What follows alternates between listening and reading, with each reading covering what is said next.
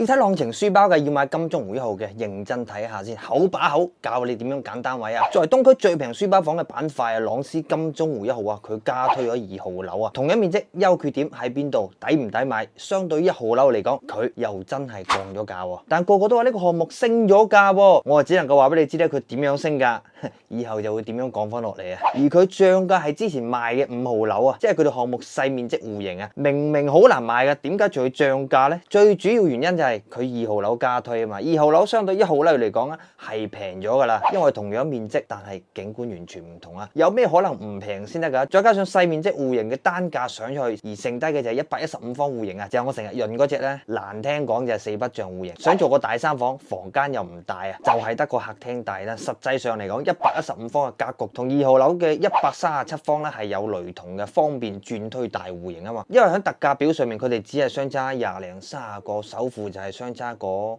幾萬蚊，但係呢個作為改善戶型為主嘅時期啊，新加推大戶型降價，主打就係一個咧景觀冇1號樓舒服嘅啫。大佬，金鐘湖1號我買翻嚟，金鐘湖都睇唔到，博我咩？博我日日去金鐘湖啊？咁我有咩必要買呢個戶型先？所以重點就喺呢度啊。但並唔係話2號樓就一定差，所以先平，主要係睇唔到金鐘湖嘅啫。其實我以前成日講嘅內容啊，2號樓低層依然係可以望到佢哋嘅園林，享受翻佢哋園林景觀，而且性價比都會高好多。但你一定話要睇金鐘湖嘅，咁考慮翻1號樓。或者2號樓嘅01戶型嘅高層啊，而2號樓嘅02、03、04戶型咧，雖然佢睇唔到金鐘湖，但係都係頭先嗰句話啦，低層睇園林，高層咧，我本來想話睇山景嘅，但我飛無人機先發現咧，個高速隔離個富日城項目，可能未來咧，如果嗰度起咗高層咧，咁會影響你個山景嘅。不過兩個項目相對嘅距離都比較遠啊，所以問題都唔算大嘅。而下一個問題，我覺得值得大家去對比嘅，因為如果相同面積嚟講，首付相差10萬，月供多2到3千蚊，不過又多咗個湖景公園景觀喎，咁你會選擇買邊棟先？你係選擇齋書包改善嘅2號樓啊，定係話會選擇生活成本再多啲，但又多咗景觀配置嘅1號樓咧？係咪好難想象啊？咁我哋做翻個對比就得噶啦。137方戶型1號樓高層特價，而高層直接望金鐘湖公園，137方總價252萬，單價18000，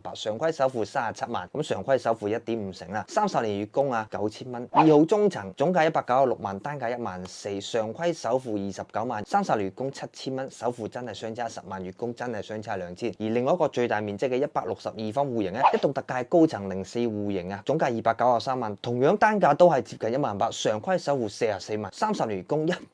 而2號樓個特價咧，我哋攞到貴少少嘅嚟對比，但係咧佢特價表就只有低層啊，總價225萬，常規首付34萬，30年月供8000零蚊喎，都係嗰句話，首付真係相差10萬，月供相差3000左右啦。咁當然如果有需要嘅，我再幫你破底價。另外再講下東區市場大面積情況啊，擁有嘅係接近呢個面積，而且做緊特價嘅項目啊，喺東區在售新房入邊咧，除咗同個板塊嘅文華里係俾佢優惠嘅，咁同級別嘅書包資源入邊咧，另外就係只有寶龍城係139方賣緊總價係210萬，但係買呢個戶型咧就一